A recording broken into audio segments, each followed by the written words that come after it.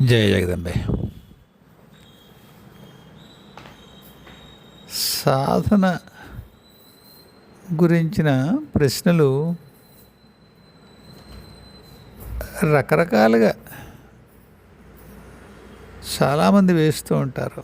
అసలు సాధన అంటే ఏమిటి, సాధన యొక్క ప్రయోజనం ఏమిటి, దేనికోసం సాధన చేయాలి అసలు, అన్నీ అవే ప్రశ్నలు రకరకాల ఏమంటుందండి, రీఫ్రేజింగ్ ది సేమ్ క్వశ్చన్ అంతే. కాకపోతే ప్రతిదీ సాధనే, ప్రతిదీ సాధనే. అసలు సాధన కానిది ఏమీ ఉండదు. చంటి పిల్లాడు కాళ్ళు కదుపుతాడు, సాధన. నవ్వుతాడు, భావ వ్యక్తీకరణ, సాధన. మన వేలు చూపిస్తే పట్టుకుంటాడు, పట్టుకునే ప్రయత్నం చేస్తాడు, సాధన.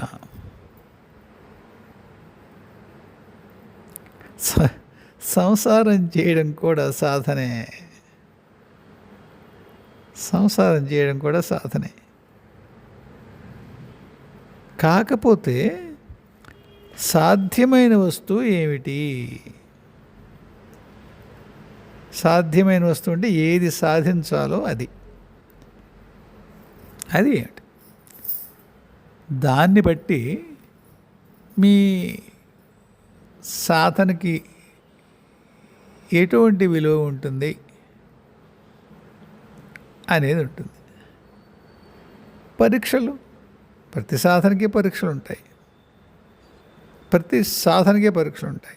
ఇప్పుడు అంటేనే పిల్లాడు ఉన్నాడు, వాడు కాళ్ళు చేతులు కదుపుతాడు, దానికి వాడి పరీక్ష ఉంటుంది.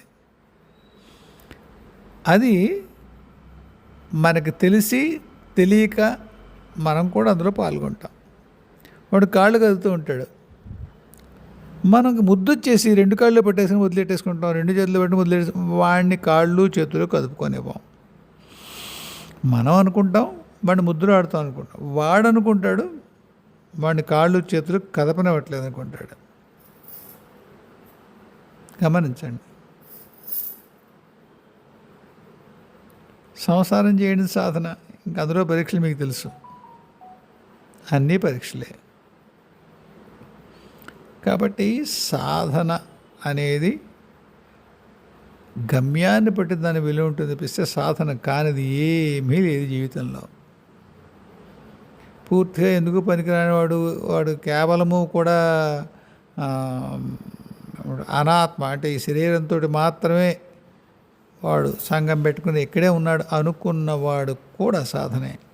నిన్న మనం అనుకున్నాం కదా, ఆ ఆత్మిక స్థితి పరమాత్మిక స్థితిలోంచి ఆత్మగా మారి కిందకు వచ్చేసరికి, ఆత్మగా కూడా కాదు జీవాత్మ గట్టిగా మాట్లాడితే, కిందకి రావడం సాధనేగా. సంసారం యొక్క రుచి చూడడం, లోతులకు చూడడం, గుణదోషాలు తెలుసుకోవడం, బయటికి రావడం అందులోంచి, అంతా సాధనే.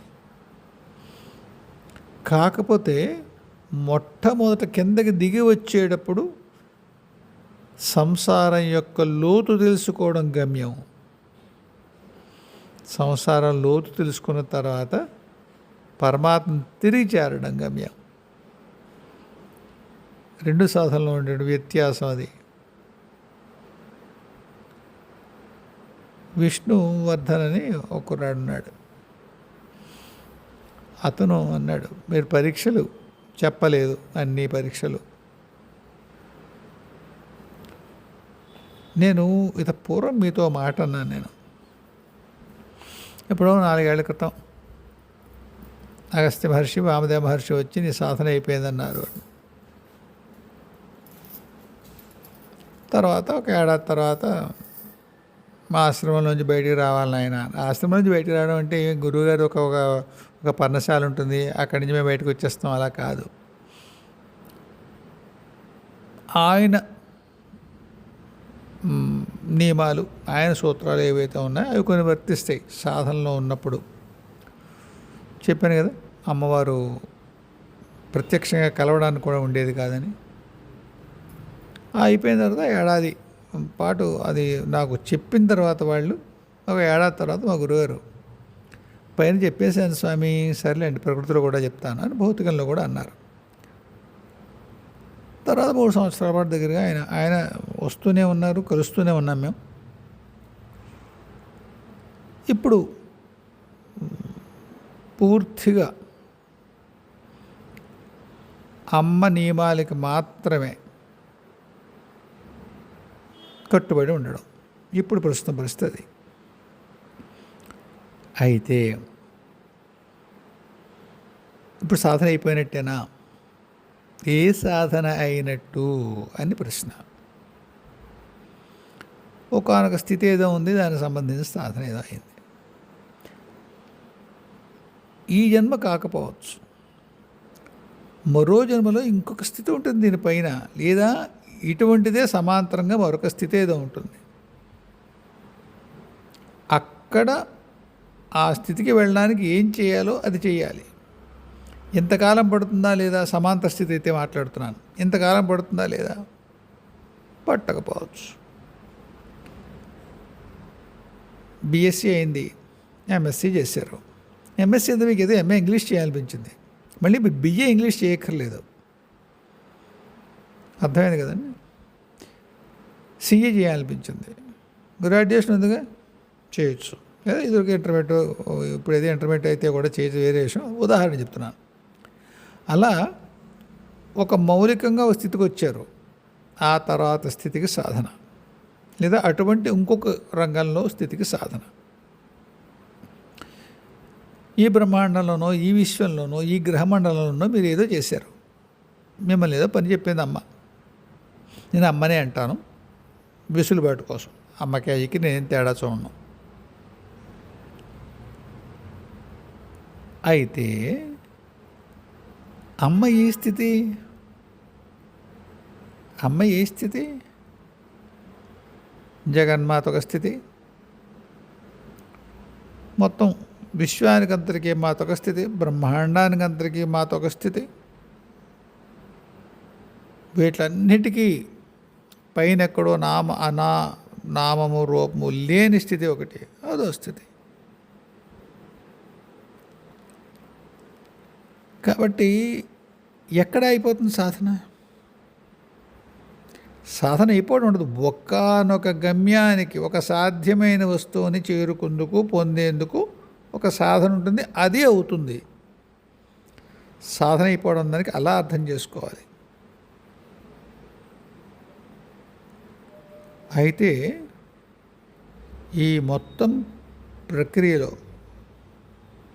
పరీక్షల గురించి మాట్లాడదాం. పరీక్ష దేని గురించి పరీక్ష పెడతారు? గురువులైనా అమ్మైనా. గురువు పెట్టే పరీక్షలు మీ నిష్ఠకి మాత్రమే పెడతాడు ఆయన. గురువు పెట్టే పరీక్షలు మీ నిష్ఠకి మాత్రమే.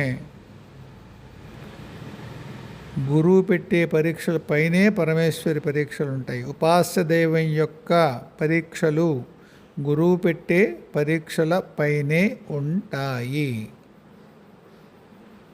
మనం అన్ని చోట్ల చదువుతాం కదా, అంటే మీకు చాలా మౌలికంగా ఒక మీరు అర్థం చేసుకున్న దానికి నేను ఏమైనా భిన్నంగా చెప్పినట్టు మీకు అనిపిస్తే కంగారు పడకండి.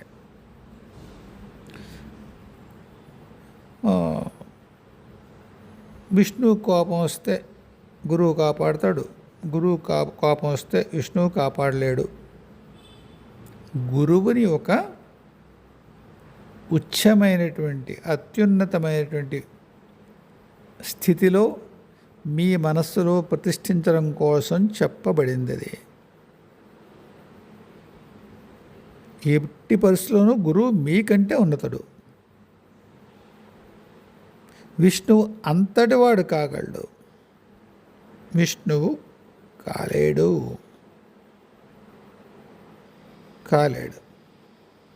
మీరు ఈ శ్లోకం చదివి లేకపోతే ఇటువంటి ఏదో చదివి విష్ణువుని నిందించవచ్చు, గురువుని మాత్రమే చూసుకోవాలి. ఆ విష్ణు వస్తే పోరా బాబు మా గురువుగారు చూసుకుని నువ్వే ఒక్కలేదు అనేది కథల్లో ఉంటాయి కదా, అలా చేయాలనుకుంటారు అనుకోండి, మట్టే మట్టే. ఎప్పుడూ గురువుని నెత్తి మీద పెట్టుకోండి. ఎట్టి పరిస్థితుల్లోనూ ఎటువంటి ప్రలోభాలకి ఎటువంటి మాయకి లోబడి దైవం గురువు కంటే తక్కువ అనే పిచ్చి ఆలోచనలోకి వెళ్ళకండి. దైవం మిమ్మల్ని, గురువు మిమ్మల్ని దైవంలోకి, దైవం దగ్గరికి చేరుస్తాడు. అర్థమైందా? గురువు స్వయంగా దైవం కంటే పెద్దవాడు ఏనాడు లేదు, ఏ నాడు లేదు. అవన్నీ రాస్తారు. ఎందుకు మళ్ళీ చెప్తున్నాను, మీకు గురువు యందు అపారమైనటువంటి ఆదరం, గౌరవం, భక్తి ఇవన్నీ ఉండాలి. రెండో అభిప్రాయమే లేదు. ఎక్కడా కూడా ఈ మొత్తం వ్యవహారంలో మీరు గురువే అన్నిటికంటే పైన కాబోలు అని చెప్పి దైవధక్కారం చేశారా, ఇంకా దానికి నిష్కృతి ఉండదు. ఎవ్వరూ ఎవ్వరూ ఎవ్వరూ కాపాడలేరు, మీ గురువుతో సహా.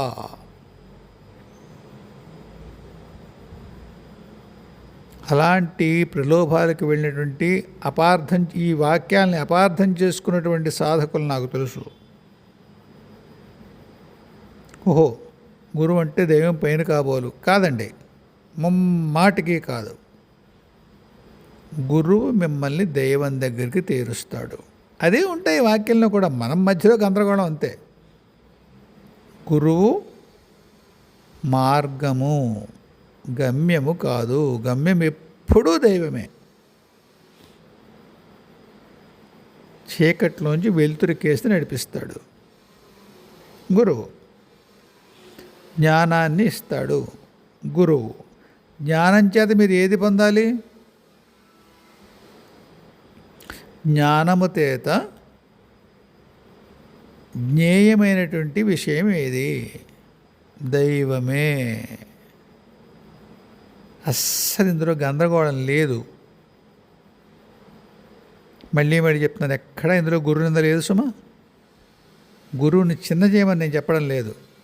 కాకపోతే మనం చదివి కథలు అవి ఎలా ఉంటాయంటే, దైవాన్ని పక్కనెట్టేసి గురువు, అసలు అటువంటి పరిస్థితే రాదు. ఏ గురువు మిమ్మల్ని నేను దైవం కంటే పెద్దవాడిని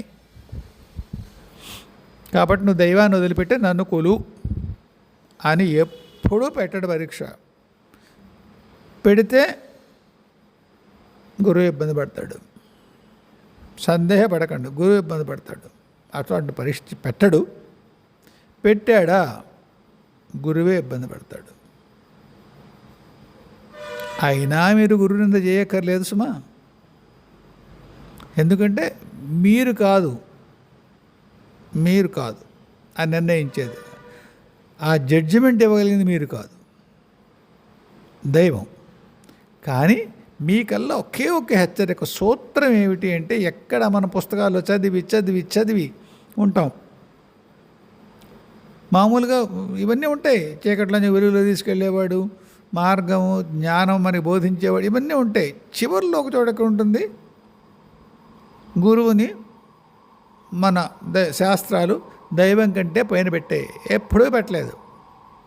సంస్కృతంలో ఉన్న ప్రతి వాక్యము కూడా శిలాశాసనం ఏం కాదు. కంగారు పడకండి, గందరగోళంలోకి వెళ్ళకండి. ఎప్పుడూ దైవమే ఉన్నతమైనది. గురువుతో సహా మీరు కూడా ఆ దైవం యందే ప్రవేశిస్తారు. దైవం యందు ప్రవేశించడం ఏంటి? దైవం అనేటువంటి ఒక స్థితి, మార్పు లేనటువంటి ఒక పరమాత్మక చైతన్య స్థితి ఏది ఉందో అది దైవం. దానికోసారి శ్రీ మహావిష్ణువు కావచ్చు, సదాశివుడు కావచ్చు, పరమేశ్వరు కావచ్చు, మీరు ఏమైనా నామరూపాలు పెట్టుకుంటే గమ్యం మాత్రం గురువు కాదు. సాధనలో ఏ గందరగోళం పడద్దు. గురుకృప సిద్ధిస్తే విష్ణువు ఇంక మన సాధన చేయక్కర్లేదు. విష్ణువు గురించో పరమేశ్వరం తప్పు. గురుకృప మీకు ఎప్పుడు సిద్ధించినట్లు లెక్క? మీ చేత ఆ పరమేశ్వరి సాధనం, ఆ విష్ణు సాధనం, ఆ శివ సాధనం నీ గురువు చేయించిన రోజునే.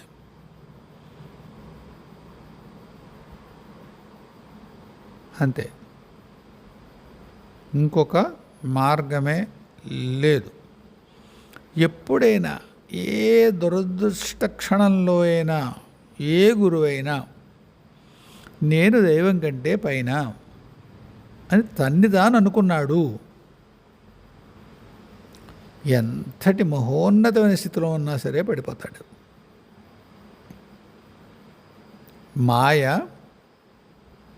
ఎవ్వరికైనా సరే దాటరానిదే. మీకు ఎన్నో కథలు చెప్పాను నేను. బ్రహ్మజ్ఞత్వం సాధించిన వాళ్ళు కూడా మాయావరణం ఉండేటువంటి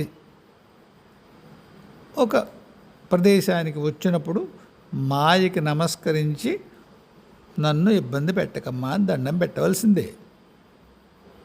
పూర్వం మాయని దాటి కదా నేను బ్రహ్మజ్ఞ స్థితికి వెళ్ళాను. అంచేత ఇంక నన్ను మాయ ఏం చెయ్యలేదు. ఒట్టిది. మాయ ఎప్పుడూ చేయగలదు. ఎందుకంటే దైవం యొక్క ఒకానొక అద్భుతమైన విభూతి మాయ.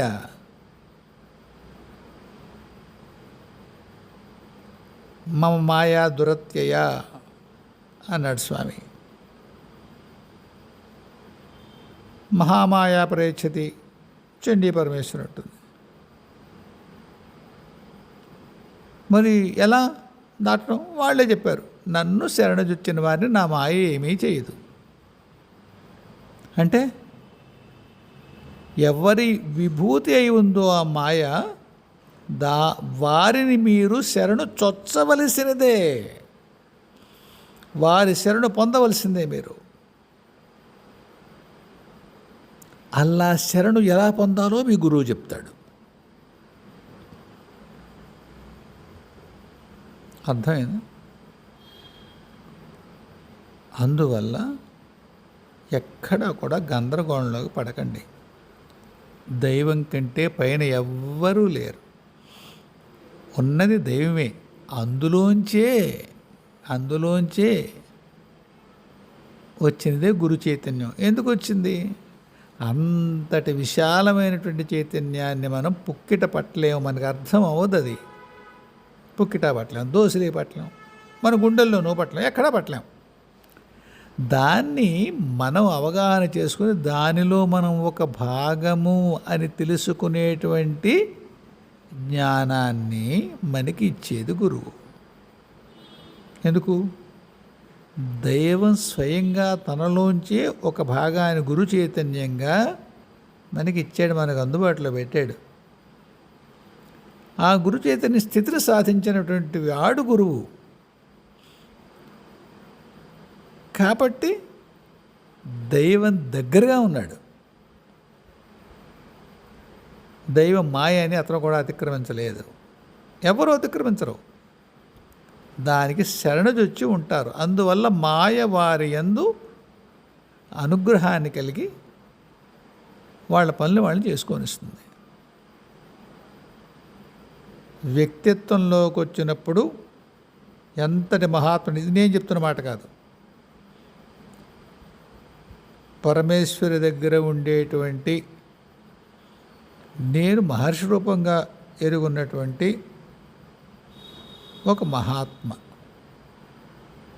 ఆయన అన్నమాట. నాన్న, వ్యక్తిత్వంలోకి వచ్చినప్పుడు రాముడైనా కృష్ణుడైనా మనుషులే, అవతారులు. నిజం, అవతారులు అంటే దిగి వచ్చిన వారు. మొత్తం దివ్యత్వం భూమి మీదకి ఏనాడు రాలేదు. ఒక భాగమే ఉంది. ఒక భాగమే వచ్చినప్పుడు మొత్తం కంటే ఎక్కువ ఏనాడు కాదు. అర్థమవుతుందని చెప్పగలుగుతున్నాను మీకు నేను. అందువల్ల అవతారాల్లో కూడా మానవ లక్షణాలు ఉంటాయి. ఏదో మన్ని వెర్రివాళ్ళని చేయడం కోసం వాళ్ళు ఏడిచారు, వాళ్ళు నవ్వేరు, అంతేగాని వాళ్ళకి ఎప్పుడు ఆ అఖండ స్మరణ ఏమీ ఉండదు ఉండదు ఉండదు ఉండదు. సత్యం చెప్పాడు రామచంద్రమూర్తి, ఆత్మానం మానుషం మన్యే, నన్ను నేను మనిషిగా అనుకుంటున్నాను. చెయ్యలేరు మీరు. లేకపోతే అవతారుడు ఏది కిందకు వచ్చినప్పుడు చెయ్యలేడు. ఆ పనులు ఏవైతే ఆయన చెయ్యాల్సి ఉండిందో చేయలేడు. ఆయనకి సత్యాసత్యాలు లేవు, ధర్మాధర్మాలు లేవు, పాపపుణ్యాలు లేవు అని ఆయనకి తెలుసు అనుకోండి. ఇక్కడ ఏదైతే ధర్మమో ఆ ధర్మాన్ని రాముడు పాటించగలడా, పాలించగలడా చెప్పండి? పరబ్రహ్మతత్వంలో ధర్మాధర్మ విరచిత, మీకు ఏం షట్కం, అది పెద్ద షట్కం ఉంటుంది ఆయన శంకరులది, నిర్వాణ షట్కం. నేను ఎవరిని కాదని చెప్తాడు ఆయన. చిదానంద రూపం శివోహం శివోహం, కేవలము చిదానంద రూపాయన శివుణ్ణి అని చెప్పి మీకు స్ఫురణ నిజంగా ఉందనుకోండి, మీరు ఏమన్నా చేయగలరా? ఇక్కడ రామచంద్రమూర్తి ఏ అవతార కార్యం చేయదలుచుకొని వచ్చాడో అది చేయగలడా? అది చెయ్యడం కోసం ఆయన కిందకు వచ్చాడు. అప్పుడు మాయ కప్పుకొని వస్తాడు. ఎంత కప్పుకుంటాడు? మళ్ళీ ఇంకోటి తీయాలి దాన్ని. ఆయన తెలిసింది స్వామి వచ్చాడు, ఈయనేమి ఇదంతా మొత్తం నాటకమే, రావణుడు సీత ఎత్తుకుపోలేదు, తొక్కలేదు, అది సీత వేరు, నేను వేరు, రావణుడు వేరు, ఇన్ని కాదు పవాయి అని తెలుసు ఆయనకి. బాణం ఎత్తుతాడు. ఎందుకు సీతను ఎత్తుకెళ్తే చంపడం ఎందుకు? అరే సీత మాయ, రావణుడు మాయ, నేను మాయ, మళ్ళీ బాణం కూడా ఎందుకు బొంగు చెప్పండి? ఏ పారమాత్మిక స్థితిలో మొత్తం సృష్టి అంతా కూడా కేవలం ఒక లీల మాత్రమే అవును, దాని ఎరుక సమాచారం కాదు, ఎరుకగా ఉన్నప్పుడు చేయడానికి ఏమైనా కర్మ ఉంటుందా? మాయ తీసేస్తే ఏముంది? మాయ తీస్తే సృష్టి లేదు మహాప్రభు. కాబట్టి మాయ ఎవరిది? పరమాత్మది. అటువంటి పరమాత్మని మీరు మాయని అధిగమించడం ఎక్కడొచ్చింది? మాయ మీ మీద పని చేయకపోవడం మాత్రమే ఉంది. మాయను అధిగమించేవాడు ఎవ్వడు లేడు. మాయ పరమాత్మ విభూతి. మనం ఎట్ బెస్ట్ మనం ఏమవుతాం? పరమాత్మలో భాగాలు అవుతాం. పరమాత్మ ఏనాడు కావు మనం. తుమేవా బాగుంటుంది వినడానికి. అహం బ్రహ్మాస్మి, ఎస్ నిజమే, నేనే బ్రహ్మను. మొత్తం బ్రహ్మను నేను కాదు. వాక్యం కొద్దిగా జాగ్రత్తగా అర్థం చేసుకోండి. అహం బ్రహ్మాస్మి బాగుంది, నేను బ్రహ్మను. మొత్తం బ్రహ్మత్వం ఎంతవరకు విస్తరించి వ్యాపించి ఉందో అదంతా నేను కాదు. అలాంటి స్థితి మీకున్నప్పుడు అహం బ్రహ్మాస్మిని విడిగా చెప్పరు. అంతే కదా. మొత్తం ఉన్నదంతా మీరే. ఎవరు చెప్తారు అహం బ్రహ్మాస్మిని? ఏమనుకోవద్దు అలా అంటున్నాను. ఈ మహావాక్యాలు తిడుతున్న దొంగ నా కొడుకు అనుకోకండి. ఒక్కసారి ఆలోచించండి అంటున్నాను నేను. అహం బ్రహ్మాస్మి, తత్వమసి, అయం ఆత్మ బ్రహ్మ ఇంకే ఉంటుంది. ఎవరికి చెప్తున్నారు? మీరు మీ ఇంట్లో ఉన్నారండి, మీ ఇంట్లో ఉన్నారు. మీరు రోజు మీ రిజిస్టర్డ్ సేల్ డీడ్ తీసుకుని ఇల్లు నాది అంటుంటారా? పోనీ ఇంటికి కొరియర్ వాడు వచ్చాడు, ఇచ్చాడు మీకు కొరియర్, ఇచ్చేవాడితోటి ఇల్లు నాది అంటారా? మీ భార్యతోట మీ భర్తతో ఇల్లు నాది అంటారా? ఎవరితో అనాలి? ఎవరితో అనాలి? ఇల్లు మీద అని ఎవరిని అడిగితే ఇంకొకడు మీకంటే భిన్నమైన వాడు బయటవాడు వచ్చి చెప్పాలి. మీరు అహం బ్రహ్మాస్మి ఎవడికి చెప్తున్నారు? మీకు మీరు చెప్పుకుంటున్నారు. ఎందుకు? కాదేమో అనుకున్నారని. ఇన్నాళ్ళు కాదేమో అనుకున్నారు. కామోడంటే కమ్మోస్ అనుకున్నారు. సరే, బ్రహ్మ. ఆ బ్రహ్మస్థితులు ఏ లక్షణాలు ఉన్నాయో ఆ లక్షణాలు మీకున్నాయి. సంతోషం. ఆ బ్రహ్మ చేసేటువంటి పనులు మీరు చేస్తారా? అహం బ్రహ్మాస్మే, అహం బ్రహ్మాస్మే కోటి మంది అన్నారు ఇప్పటికీ. సృష్టి వచ్చాక వాళ్ళందరూ ఆ పరబ్రహ్మ ఏం చేసాడో అది చేస్తారా? కాదండి, పరబ్రహ్మ ఆయన ఒకటే అయిపోయినప్పుడు పరబ్రహ్మ చేసేవన్నీ ఆయన బొంగేం కాదు. కాదు. మీరేమంటున్నారు? సుబ్బారావు అనేటువంటి దేహంలో మీరు ఉపాధిలో మీరు నిలబడి అహం బ్రహ్మాస్మి అంటున్నారు. కోపం తెచ్చుకోకండి. మీరు ఒక మానవ ఉపాధిలో ఉండి అహం బ్రహ్మాస్మి అంటున్నారు. నేనంటాను అహం బ్రహ్మాస్మి బాగానే ఉంది సుబ్బారావు గారు. మీరు బ్రహ్మలో భాగమా? మీరే బ్రహ్మ, ఇంకే in exclusion of everything else. అప్పుడు నువ్వు బ్రహ్మ నేనే బ్రహ్మ అనాలి. మళ్ళీ అప్పుడేమంటున్నారు?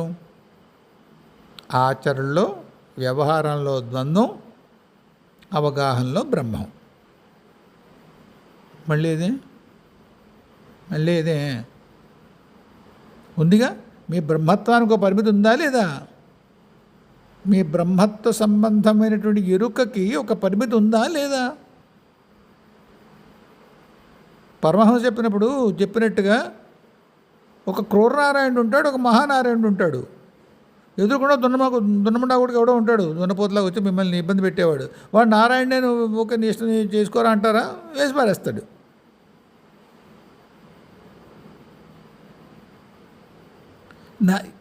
రాముడు ఊరుకున్నాడా? కృష్ణుడు ఊరుకున్నాడా? పరశురాముడు ఊరుకున్నాడా? ఎవరయ్యా స్వామి? వాళ్ళకి ఎవరికి తెలియదు వాడు నారాయణుడని. యుద్ధాలు చేసి అవతవాడు శిరచ్ఛేదం చేయలేదు. అంత బ్రహ్మత్వ సిద్ధి పొందిన కృష్ణుడు ఊరుకున్నాడు. 18 లక్షల సైన్యం నాశనం చేశాడు స్వామి. ఆయనకంటే బ్రహ్మవేత్త ఎవరు? బ్రహ్మత్వంలో ఉన్నాను కాబట్టి ఇక్కడ నాకు నేను చేయాల్సిన పని ఏం లేదనుకున్నాడా? భూమి మీద కూర్చొని పనిచేశాడా?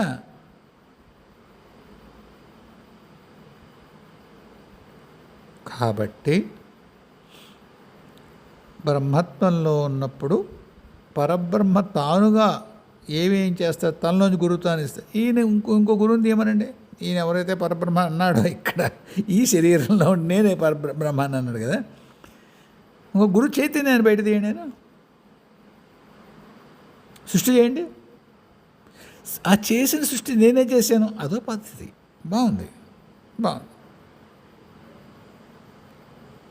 అంతేగాని ఉన్నదంతా నేనే కాదు.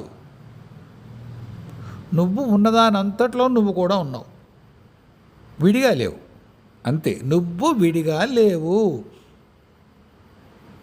ఏదైతే దేహాత్మ భ్రాంతి ఉన్నదో అది వదిలిపెట్టేవంతే స్వామి. మళ్ళీ చెప్తాను. సముద్రంలో చెంచా నీళ్లు బయటదీశారు. అది సముద్రం అవునా కాదా? లక్షణాలన్నీ సముద్ర లక్షణాలు. అది సముద్రం కాదు. పీరియడ్. ఎందుకు గందరగోళం?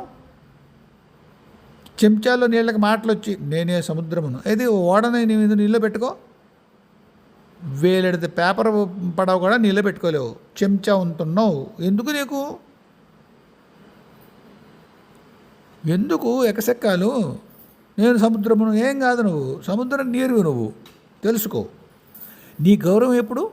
నువ్వు తిరిగి సముద్రంలో భాగమైపోయినప్పుడు నీ గౌరవం. లేకపోతే బయట పోస్తే అంతే. బూతు మాటలొద్దు. కానీ చెంచాడు తీశారండి సముద్రంలోంచి, ఒడ్డున పోసారు. బొంగులో సముద్రం, అదే సముద్రం, అది ఇసుకలో ఇంకిపోయింది. దాని అస్తిత్వం ఏది? దాని ఉనికేది. అది తిరిగి సముద్రంలో చేరినప్పుడు సముద్రం యొక్క బలం దాంది కూడా.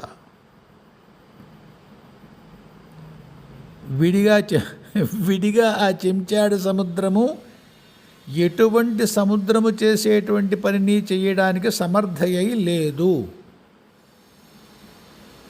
సమర్థత విశాలమైన సముద్రంలోంచి ఉంది. అందులోంచి బయటకు వచ్చినటువంటి చెంచాడు ఉప్పు నీళ్ళకి లేదు. లక్షణాలు ఉన్నాయి. సమర్థత సముద్రానిదే. దైవమే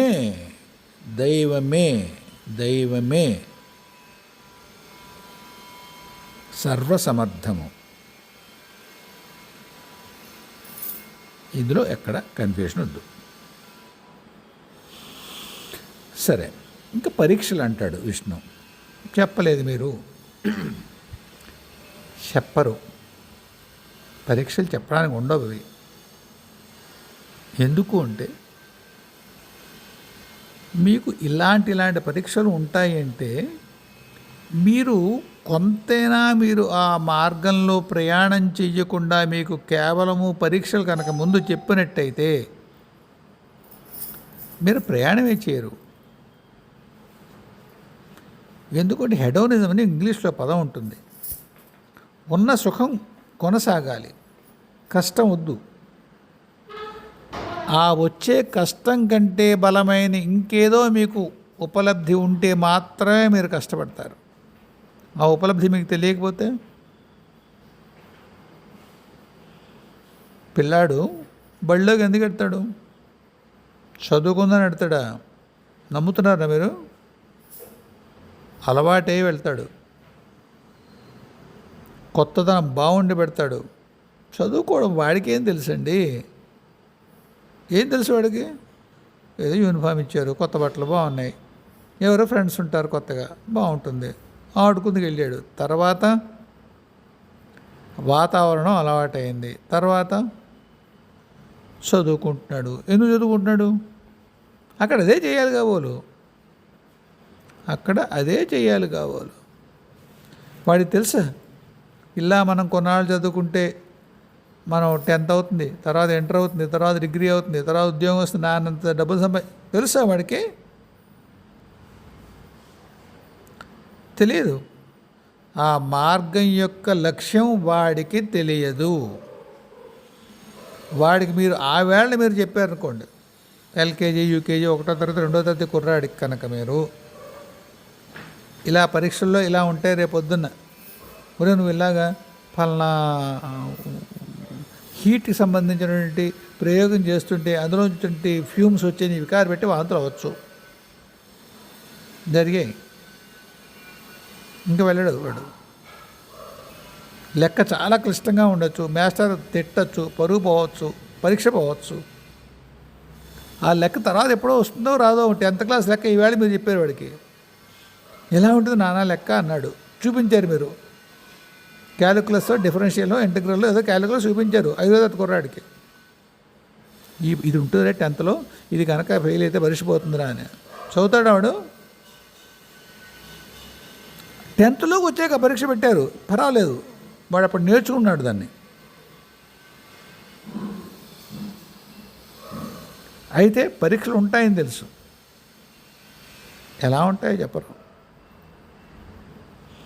చాలా కఠినమైనటువంటి సాధన అయిన తర్వాత, పరీక్ష అయిన తర్వాత ఏదో సైనిక దీంట్లోకి నువ్వు రిక్రూట్ అవుతావు.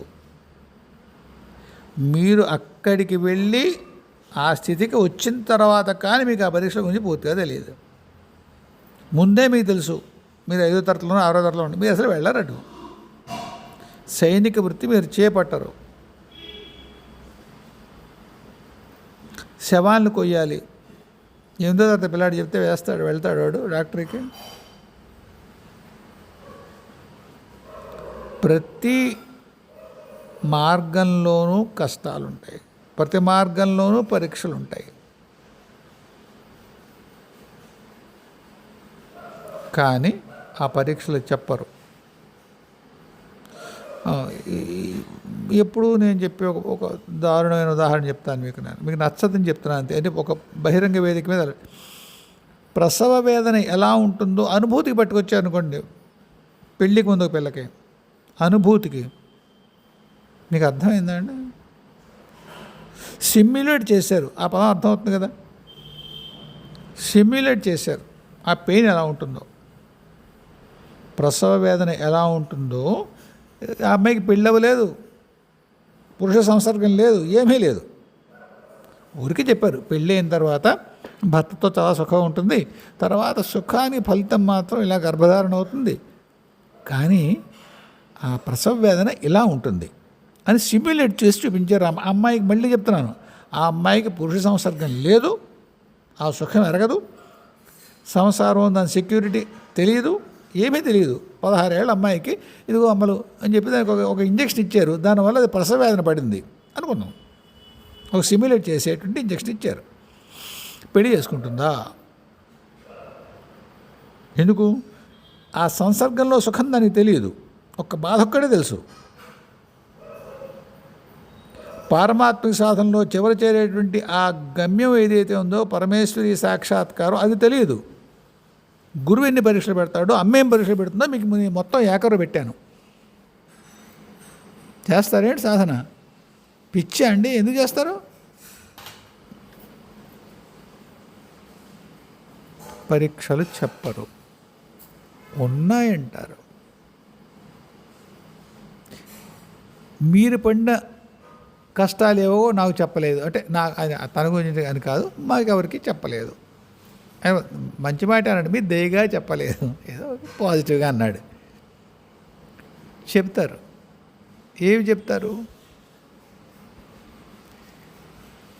నేను లేదా మరొక ఉపలబ్ధిని పొందినటువంటి సాధకుడు, గమ్యాన్ని చేరుకున్న సాధకుడు ఎవరైనా ఉంటే ఏ కష్టాలు పడ్డాడో ఆ కష్టాన్ని అధిగమించిన తర్వాత వాడు ఎటువంటి ఉపలబ్ధిని పొందాడో చెప్తాడు.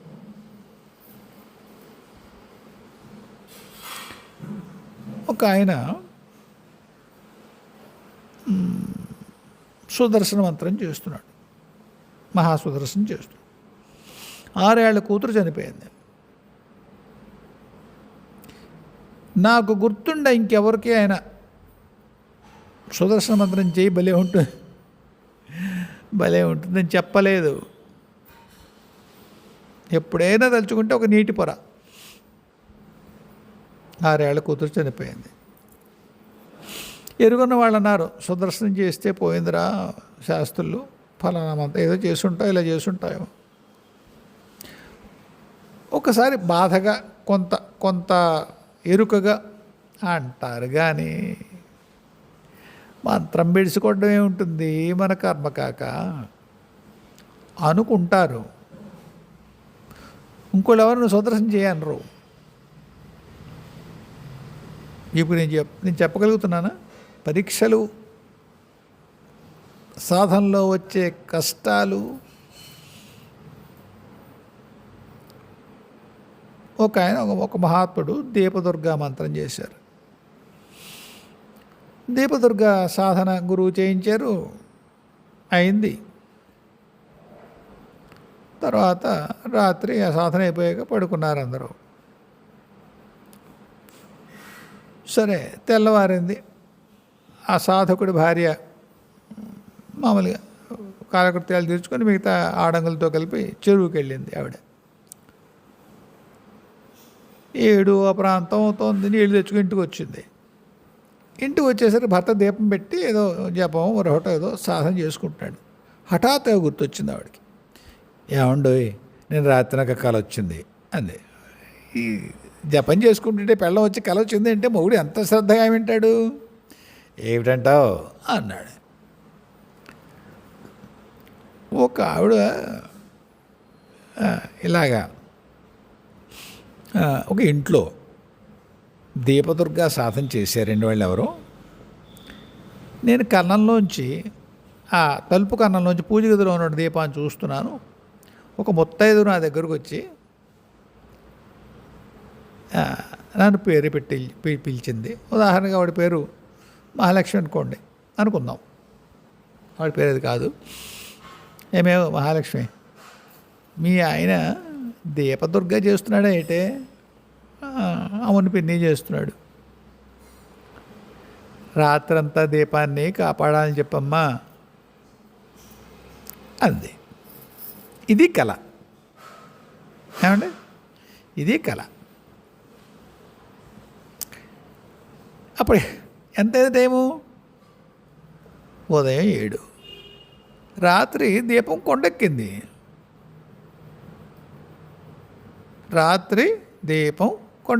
అయిపోయింది పూజ అర్చన వ్యవహారం ఏమేం చేయాలో గురువు చేయించారు, వీళ్ళు చేశారు, అయిపోయింది, పడుకున్నారు భోజనాలు చేసి. రాత్రంతా దీపాన్ని రక్షించుకోవాలి అనేటువంటి సూత్రం అక్కడ లేదు, చెప్పబడలేదు. తంత్రంలో చెప్పబడలేదు కాబట్టి చేయలేదు. కానీ వీళ్ళకి ఏ కారణం చేతనో వీళ్ళ విషయంలో అది జరిగి ఉండవలసింది. ఆ మహాదేవి సాధకుడు భార్యకి స్వప్న దర్శనమిచ్చి హెచ్చరిక చేసింది, తల్లి చూసుకోరా అని. అప్పుడే ఆవిడ లేచి అయ్యో దీపం ఒకసారి ఎలా ఉందో అని చెప్పి రక్షించుకుంటే ఎలా ఉండు. ఖచ్చితంగా మీకు రెండో అభిప్రాయం సందేహం అక్కర్లేదు. ఆ తల్లికి కల వచ్చిన సమయానికి దీపం వెలుగుతూనే ఉంటుంది. లేకపోతే ఆ దేవి కనిపించిన ప్రయోజనం ఉండదు. దేవతలు అసత్యం ఆడరు. మనుషుల ఉపాధిలో ఉన్నవాడు మహాత్ముడయ్యేది అసత్యం ఆడేందుకు అవకాశం ఉంటుంది, దేవతలు ఆడరు. మనిషి ఉపాధికి ఉన్నటువంటి ఒక దురదృష్టం, అది మనం ఏం చేయలేము. సరే, నేను నెత్తిమొత్తుకున్నాడు, నీ మొహం తాగలయ్యా, చెప్పావు కాదు అని ఇప్పుడే చెప్తావు. అది ఏం చేస్తుంది తల్లి? కర్మ కూడా ఉంది కదా ఈ సాధకుడిది. ఏదో బలీయమైన కర్మ ఉంటుంది, దీపదుర్గ ఈయనకి ఈ జన్మలో సాధించబడరాదు, అయిపోయింది కిస్సకతం. తర్వాత మళ్ళీ అన్ని జాగ్రత్తలు తీసుకుని దీపాన్ని రాత్రంతా రక్షించారు. దీపదుర్గ సాధ్యపడలేదు. అప్పుడే అవ్వలేదు. ఆయన కర్మలో లేదు అది. అక్కడికి ఆ అధిష్టాన దేవత కరుణించి చూసింది, ప్రయత్నం చేసి చూసింది. ఆ నిద్రకు అర్థం ఏమిటి? ఆ తమస్సుకు అర్థం ఏమిటి? యోగం లేకపోవడమే.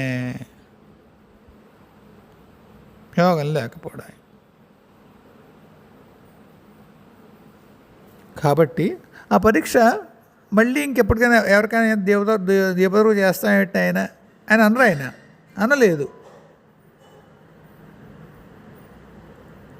ఇవి ఎందుకు చెప్తున్నానంటే, పరీక్ష ఎందులో నేను ఉత్తీర్ణత పొంది ఉంటానో అది నీకు ఆనందంగా చెప్తాను. నాన్న ఇలా చేస్తే ఇలా అవుతుంది, ఇలా చేస్తే ఇలా అవుతుంది. చండీ పాఠం సాగుతోంది. హఠాత్తుగా బీజవత చదువుతుండగా కళ్ళు పోయాయి. అవును, కళ్ళు పోయాయి ఆ సాధకుడికి. దేవుళ్ళు ఆడాడు ఆయన, అమ్మా పిల్లలు నత్తా నామూలా ఉన్నారే, కళ్ళు పోతే ఏం చేస్తానే అమ్మ.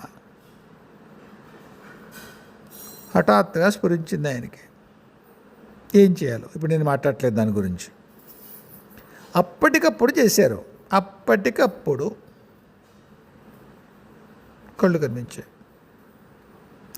మహదానందంగా చెప్పేవాడు బ్రాహ్మడు, నాయన రక్త బీజవత చేస్తుంటే ఇలా జరిగింది సుమా, ఇలా చేశాను. మీరు అనొచ్చు, ఏమయ్యా కష్టం చెప్పావు, పరిష్కారం చెప్పలేదే. గుర్తుపెట్టుకోండి, ఇదివరకు అన్నమాటే, ప్రతి కష్టానికి ఒకటే పరిష్కారం ఉండదు. అదే ఉంటే తంత్రశాస్త్రంలో చెప్పకపోయేవాళ్ళు లేదుగా. ఆ జగన్మాత ఆయనకి స్ఫురింపజేసింది, అయ్యో కొడుకు ఇబ్బంది పడుతున్నాడని. మరి పరీక్ష పెట్టింది ఎవరయ్యా? ఏమో పరివార దేవతలు అంత త్వరగా అమ్మ దగ్గరికి చేరనివ్వరంటారు. అయితే మీకు అమ్మయందు అంత అపారమైనటువంటి ప్రేమ ఉంటే ఆ పరివార దేవతలే మీకు సహాయం చేస్తారు. అది కూడా ఉన్నది సుమా, అది కూడా ఉన్నది. మీరు ప్రతి సాధకుడిని పరివార దేవత అమ్మ దగ్గరికి రానివ్వదు అనేటువంటి దాన్ని రూఢిగా తీసుకోకండి. అలాగా ఉంటుంది, ఇలాగా ఉంటుంది. మోదీ గారి దగ్గరికి మనం వెళ్ళిపోదాం అనుకుంటాం అనుకోండి, వెళ్ళనివ్వరు. మన ఏదో దొంగ ఐడియా ఏదో ఆయన ఏదో ఇబ్బంది పెడదామని. అది ఒక 5-6 ఏళ్ల పిల్లవాడు ఆయన బొమ్మేసాడు, పట్టుకుని ఉంచున్నాడు. ఆ సెక్యూరిటీ ఎవడో వచ్చి పట్టుకెళ్ళి మోదీ గారికి ఇస్తారు. As above so below. పైన ఎలా ఉంటుందో కిందలా ఉంటుంది. ఇక్కడ ఏం చెప్తున్నాను, అది ఆయనకు అద్భుతం జరిగింది ఆయన జీవితంలో. మహదానందంగా చెప్పేవారు, నాయన ఇలా జరిగింది సుమా. వెంటనే మీరు అయ్యా మాకు రక్త బీజవతి ఇన్ని 100 సార్లు చదివాం, మాకెప్పుడు కళ్ళు ఇబ్బంది పడలేదు, మరో కష్టం రాలేదు అంటే పరమేశ్వరి మమ్మల్ని పరీక్ష పెట్టలేదంటే మాకు కనుక సాధ్యమైన వస్తువు సాధ్యం అదంటారా ఏంటి? చండీ పాఠఫలం మరి లభించదంటారా? అలా అని లేదు, అలా అని లేదు. ఆయనకి జరిగింది అలాగా.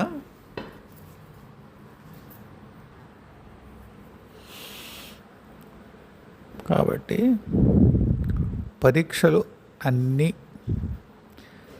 పరీక్షలు ముందు చెప్పరు.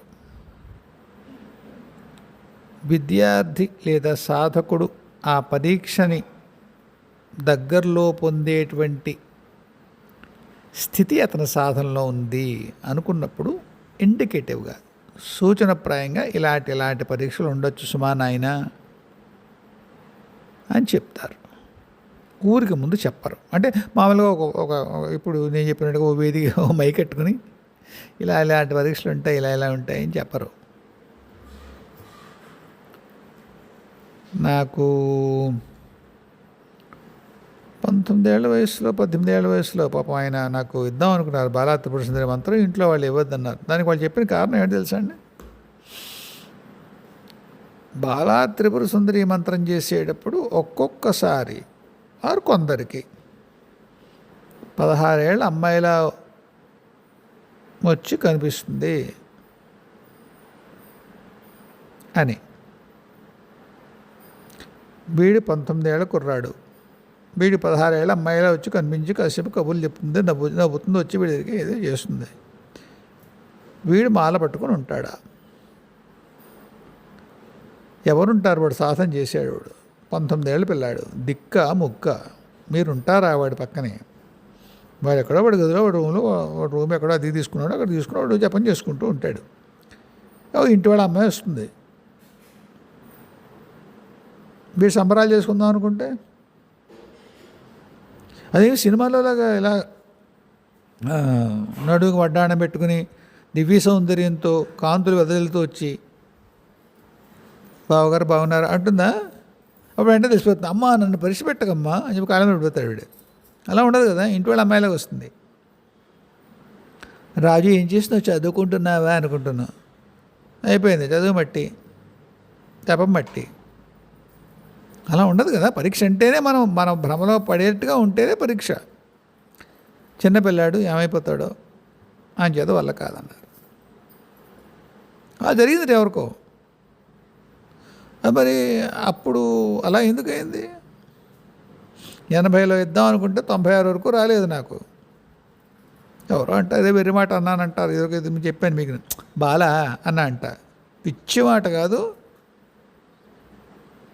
వెర్రి అని చెప్పడక బాలా అంత సులువుగా అంటావా? సరే బాల దొరకబోతే ఎలా ఉంటుంది చూడండి. అది 16 ఏళ్ళు ఎదురు చూశాను బంగారు తల్లి కోసం.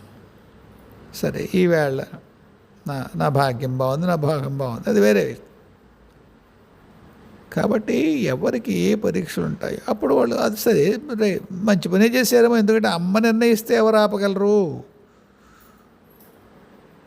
మళ్ళీ అక్కడికి వచ్చి ఆగుతాను నేను. ఈ ఎపిసోడ్ ముగించే ముందు అక్కడే వచ్చి ఆగుతాను. అమ్మ పైన ఎవ్వరూ లేరు లేరు లేరు. సదాశివుడండి అని మీరు అడుగుతారు కదా. అమ్మే సదాశివుడు, అమ్మే సదాశివుడు. సదాశివుడే అమ్మ, దిక్కొంచోడు చెప్పుకోండి అని చెప్పండి ఎవరిని అడిగితే. ఈ ఇద్దరి పైన ఇంకెడో ఉన్నాడు కాదు, ఉండదు. అరూపమైనటువంటి అంటే రూపం లేని నామం లేని అమ్మదే ఇంకో స్థితి ఉంటే ఉండొచ్చు కాత. ఉపాధిలో ఉన్న ఎవ్వడు అమ్మకంటే పెద్దవాడు కాదు. ఉపాధిలో ఉన్న ఎవ్వడు అమ్మకంటే పెద్ద కాదు. ఎవడన్నా అనుకున్నాడు, వాదన కోసం కూడా అన్నాడు, వాడికి కాలం బలమైన శిక్ష విధిస్తుంది. అంచేత ఏదైనా ప్రయోజనం ఎంత విశేషమైందైనా సరే దైవనందకూడదు. దానివల్ల ఏదో ప్రయోజనం సాధిస్తాం అందుకు అన్నాం, అంతేగాని కుదరదు. అవును, సాధించండి దానికే. ఈ దైవనందకి ఏదైతే మీకు కర్మ మీ చేత అనుభోక్తవ్యమో అది మీ చేత అనుభవింపబడును. అందువల్ల make no mistake, mother is ultimate. There is nothing beyond her. నమ్మండి, నమ్మి చెండివాడు లేడు. హాయిగా అమ్మ శరణు పొంది అమ్మలో ఎప్పుడప్పుడు ఆవిడ అనుగ్రహించినప్పుడు కలిసేందుకు ప్రార్థించండి. ఈ లోపల వాడు పని ఏమైనా ఉంటుంది చెప్తుంది, చేయండి.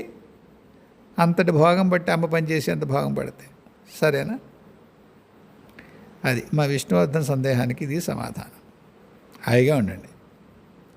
జయ గురుదేవ్, జయ జగదంబే, స్వస్తి.